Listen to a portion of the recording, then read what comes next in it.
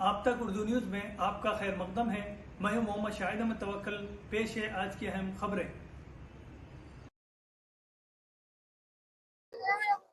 जनाब मीर जुल्फिकार अली साहब एमएलए चारमीनार तेलंगाना, जनाब बाबूशाह साहब आपके हल्के के उम्मीदवार 28 वार्ड के और दीगर यहाँ पर तशरीफ फरमा और यहाँ पर आज का जो जलसे सुनने आए हैं बुजुर्गों, दोस्तों, साथियों और पर्दा पर्दा बैठ कर सुनने वाली मेरी इज्जत माँ बहनों, आज का ये कॉर्नर मीटिंग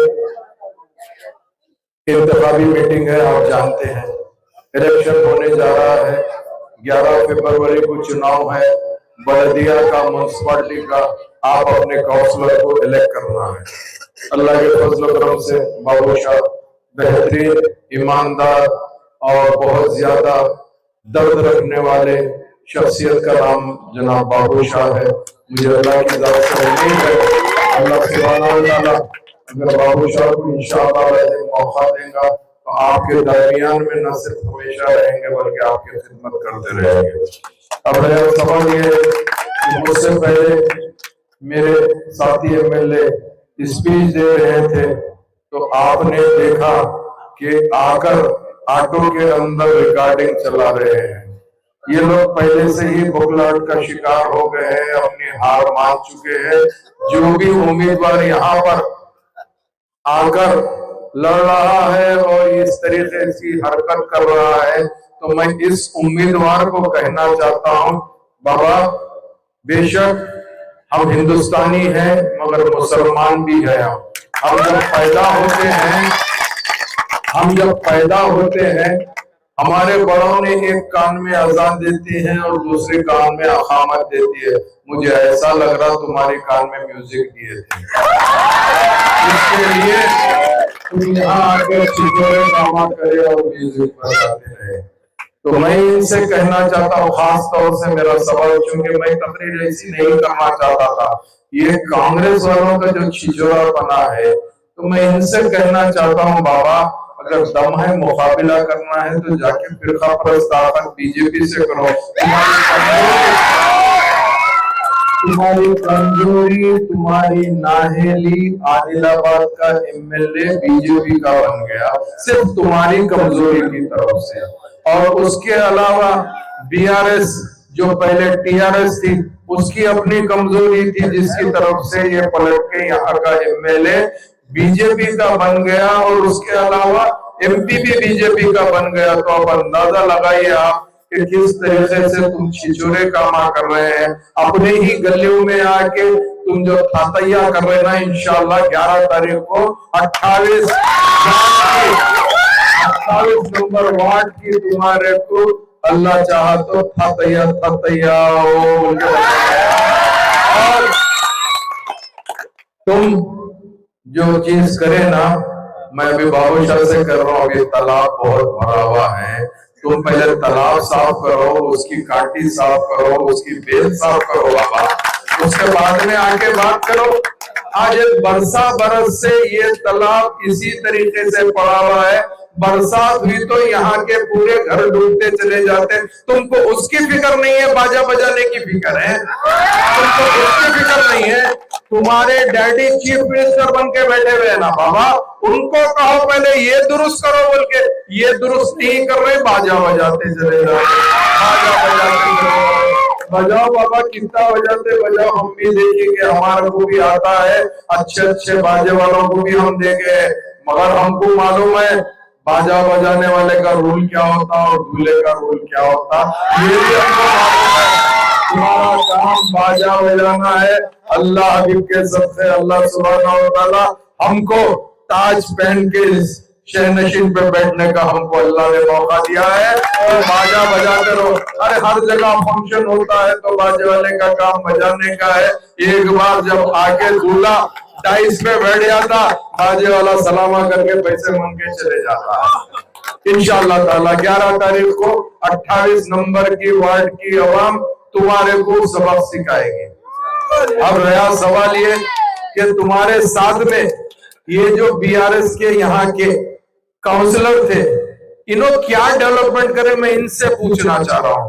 बाबा तुम्हारा तो मंत्री था ना जोगी रमन्ना, उन्हें 2 टाइम से यानी 10 बरस से एमएलए और मंत्री भी रहा, तुम क्या डेवलपमेंट करे? क्या तुम्हारे जहन में ये नहीं आया कि तालाब पूरा भर के हमारे घरों में आ जा रहा है, इसकी तुमको फिक्र नहीं हुई? इंशाअल्लाह ताला बाबूशाह जीत के आएंगे तो नकीब मिल्लत बैरिस्टर असदुद्दीन ओवैसी साहब की निगरानी के अंदर सबसे पहले हम ये तालाब का काम शुरू करने की कोशिश करेंगे, और जो तुम्हारे डैडी है उन्हीं को बोलेंगे कि पहले ये काम करो बाबा, अगर आप तुम चाहते हैं तो। आज ये बता रहे हैं कि हम मुसलमानों के दोस्त है, अरे तुम कितने दोस्त हैं क्या नहीं हमको पूरा मालूम है।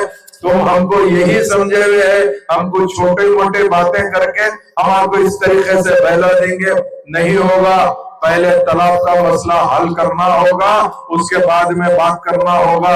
मगर तुमको कोई चीज की फिक्र नहीं है, चाहे तुम हो या बीआरएस हो। मेरा सवाल जोगी रमन्ना से भी है, तुम्हारा जो शागिर्द यहाँ से काउंसलर है, उसकी फितरत देखो। आज उन्हें पलट के हमारा वोट मांगने हमारे गलियों में फिर रहा है, मगर आज तक हमारा कोई काम नहीं करा।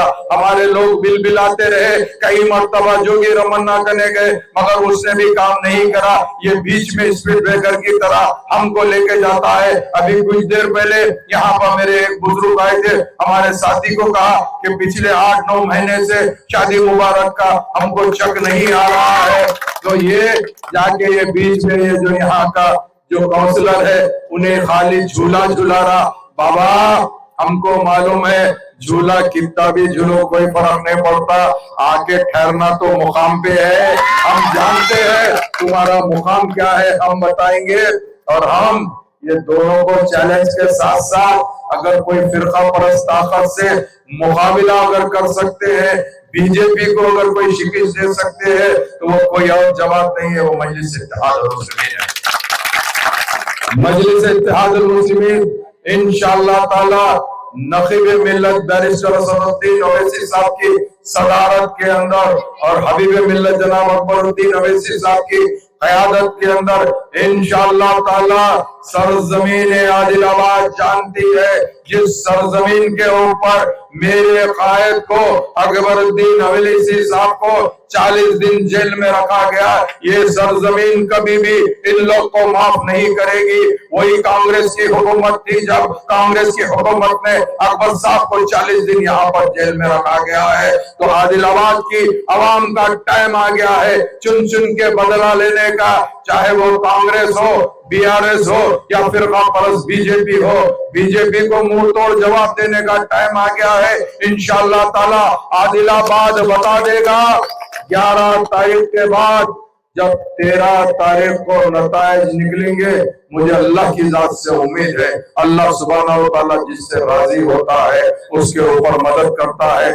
मेहनत करना बहैसियत मुसलमान हमको मालूम है, मेहनत करना हमारा काम है। जीत हार का फैसला अल्लाह सुब्हानहू व तआला के हाथ में है। हारी अक्सर से मजलिस इत्तेहादुल मुस्लिमीन के 19 उम्मीदवार यहाँ से इलेक्शन लड़ रहे हैं। इंशाअल्लाह ताला ये देख लेना, तुम 19 समझ रहे हो, अल्लाह की मदद हमारे साथ है, आदिलाबाद की आवाम हमारे साथ है। हम बीजेपी से ज्यादा सीट लाकर बता देंगे कि हम मजलिस की ताकत क्या है, मजलिस की ताकत क्या है। तुम बीजेपी को नहीं रोक सकते। अगर गफलत करेंगे आप लोग तो बीजेपी का चेयरमैन बनेगा, वो उल्टा ऐसा लगेगा जैसा जोगी रमन्ना का बेटा, तो वो तो खाली दिखाने का था, उसके पास भी खाकी चड्डी थी, उससे बड़ी चड्डी ये लोग पहन के है। तो इनको आपको रोकने का है तो आपको मुत्तहिद रहना जरूरी है। मुत्तहिद रहना इसीलिए जरूरी है, ये समझ रहे हैं कि हमारे लोगों को गुमराह करके यहाँ से कुछ हालात बना देंगे, हरगिज नहीं बन सकते। इंशाअल्लाह ताला मुझे मालूम है।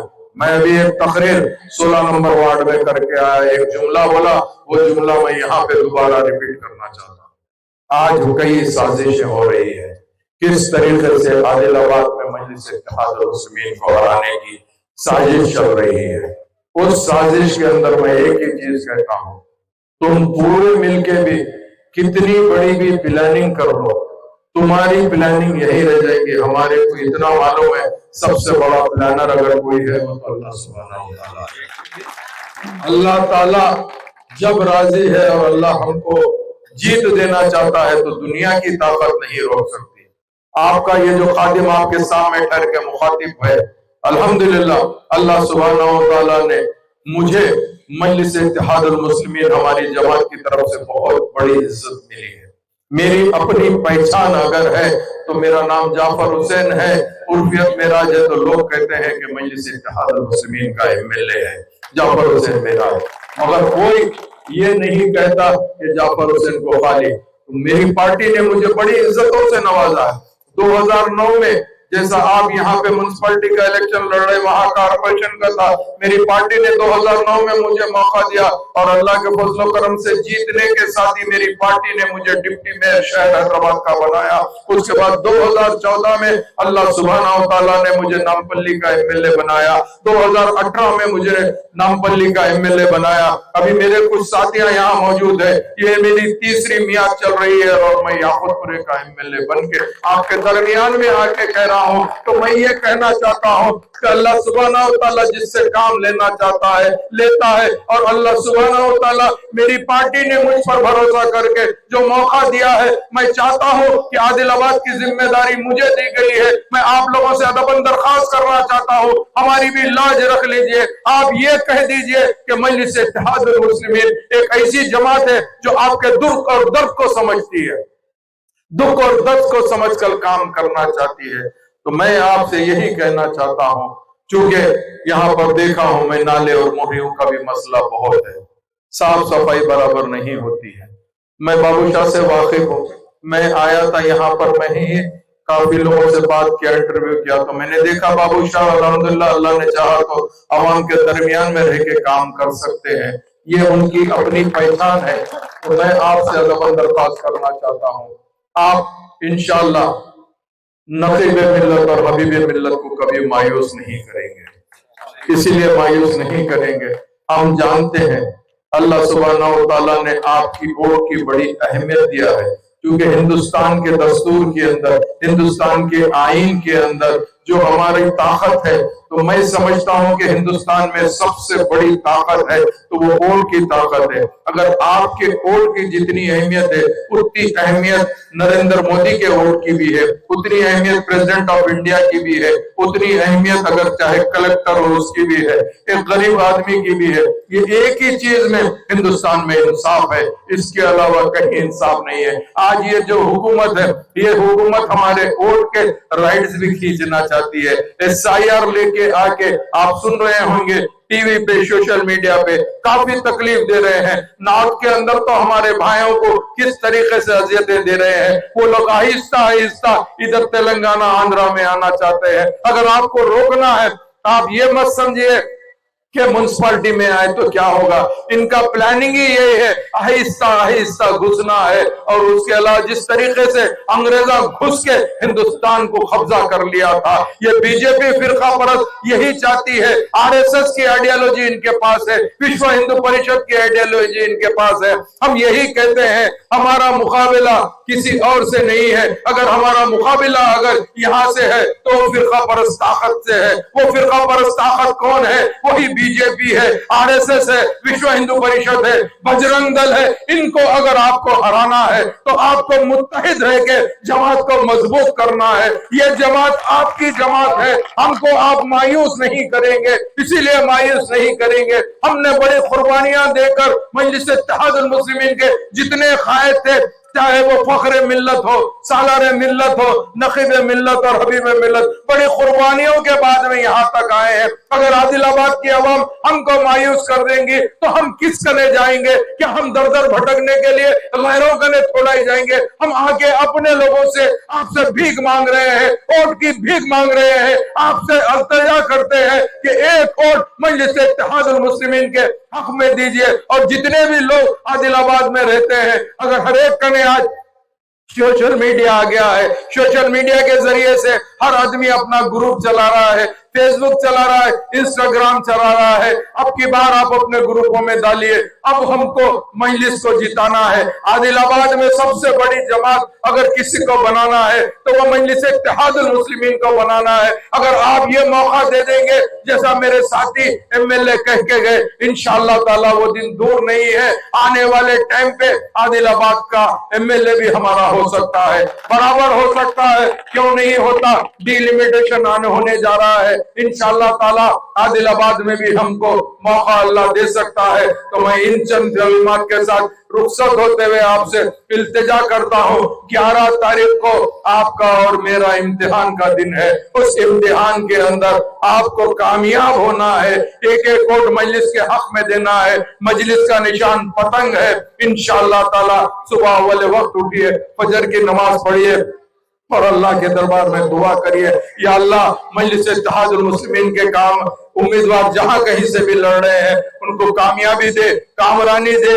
एक मर्तबा अपनी पूरी फैमिली के साथ जाके मजलिस के हक में वोट डालिए। इंशाअल्लाह ताला 13 तारीख को मजलिस इत्तेहादुल मुस्लिमीन का जो झंडा है, जो निशान है, वो झंडे का रंग हरा है। इंशाअल्लाह ताला अल्लाह ने चाहा तो 13 तारीख के दिन आदिलाबाद की सरजमीन के ऊपर मजलिस का हरा झंडा लहराते रहेगा और ये फिरका परस्त ताकतें देखते रहेंगी। बहुत बहुत शुक्रिया।